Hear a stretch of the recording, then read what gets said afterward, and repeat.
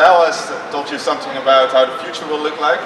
I'm going to tell a thing about how the present looks like. How the present looks like at schools. And I'm not talking about the traditional schools that we all know of. I'm here to talk about schools that are actually progressive. And they want to include personalized learning in their educational model. I'll give you a few examples. This is actually a school. This is an organization that has a couple of these trucks that travel along with people who work at the fairground. For the Dutch people, it's kermis. Because in the summer, when these people are traveling around, their kids, of course, have to go to school, and they provide the education to these kids. But in the winter, the kids go to their regular school, and they have all different methods, of course. So the difficulty for this school is how to deal with all these separate backgrounds of these kids. And here it becomes clear that personalized learning is not only something that we can work around for the future, but this is also actually needed right now. So, how to become more personalized in this way? It's vital to gather a lot of data that the children already produce when working on their methods, working on their exercises, and also doing things at the schools that they work on in the winter.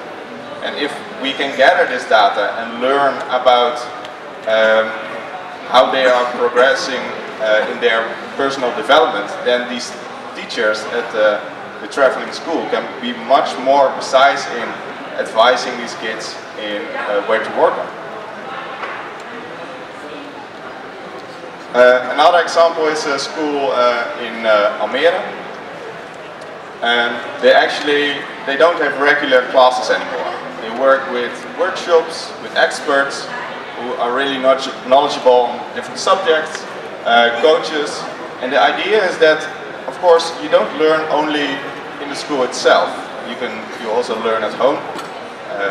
You learn in different situations, and not everybody learns in the same way.